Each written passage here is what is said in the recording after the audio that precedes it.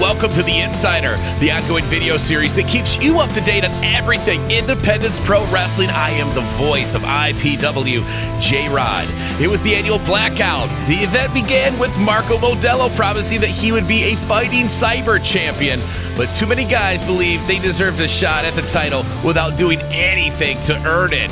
Jack Sirius would interrupt, telling Modelo that he wanted a shot. When Modelo questioned whether Sirius deserved it, a fight broke out and our first match was underway. With a huge guillotine leg drop, the Cyber Champ retains. Stella Buho once again competed in an intergender match, this time against the amazing Zondo. A good back and forth until Buho started bending the rules. The women's champion took this one. We knew that Jamal King would be furious with Black Excellence after their failures at Lost and Damned, and King immediately addressed both Dior Nolans and LaDon Sanders. King said he was a forgiving leader and actually helped LaDon Sanders get the title shot that Sanders had been asking for. Instead of the rematch with Marco Modelo that LaDon Sanders actually wanted, King got Sanders a Michiana Championship match against Big Jorge. Through the match, Dior Nolans tried several times to help Sanders, but Jamal King forced Sanders to do it on his own. When Sanders failed, King rubbed it in his face. Sanders, fed up, asked King, "Are we your brothers or are we your bitches?" before turning his back and walking away. Before King could respond, TVA came through the curtain and suggested he and King get it on early. King refused, and TVA promised the fans once again that he would end Black Excellence tonight.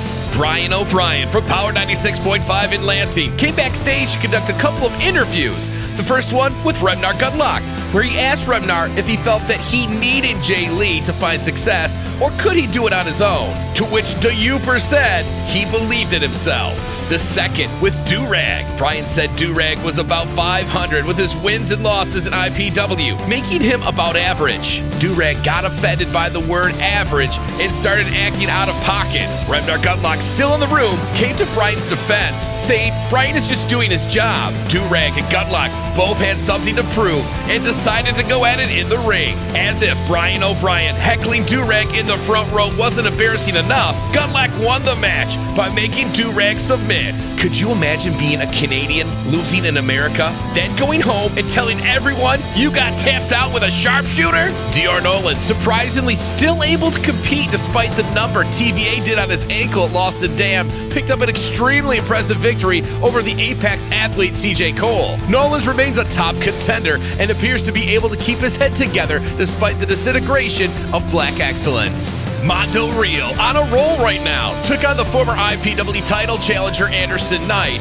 While Mondo may be on a roll, it seemed like it was just a formality that the former #1 contender would be able to take out a tag team specialist. We were so convinced that Anderson Knight would win this match that the DJ actually had Anderson's music queued up. In a shocking turn of events, Mondo Real just picked up one of the biggest upsets of the year. This should skyrocket Real's career. But how the hell can Anderson Knight rebound from this? Maybe seeing a familiar face will rejuvenate him. Knight's friend and fellow strongman competitor, the Mammoth Donovan Cecil, makes his debut this weekend at Wrestling Strikes Back. Jimmy Sholwin and Max Morrison challenged for the IPW Tag Team Championships against the Midwest Misfits. Before the match began, we saw Mondo Real again. Mondo was upset with Jimmy and tried to get Jimmy to turn away from Morrison. Jimmy refused, and Mondo walked out in disgust. This was a great tag team match. Old school versus new school. The Lansing audience was able to breathe life into the Misfits, and they defended their titles successfully. One by one, Black Excellence members have fallen. It was finally time for TVA to challenge the leader of Black Excellence, Jamal King. This match was pure chaos from start to finish, but things really began to get out of hand when TVA accidentally knocked referee Dave out. Dior came to intervene, but was nailed with an F5 for his troubles. LaDon Sanders came out next, and it was the moment we were waiting for. Would Sanders turn on Jamal King? No, LaDon Sanders planted a super kick right into the solar plexus of TVA, then went out of the ring and beat up both referees so that Black Excellence could jump TVA in peace. Marco Modelo came to the rescue though, but was quickly thwarted by LaDon Sanders. Sanders passed King TVA's bat, but TVA got to it first. TVA swung the bat at King's head, but missed and Jamal King came back with a devastating spear to win the match and turn away the biggest challenge to his throne yet. During their celebration, Sanders grabbed the microphone and told the fans that whether they like it or not, Sanders is Black Excellence. Sanders believes in Black Excellence, but King shouldn't be leading it. Dior should.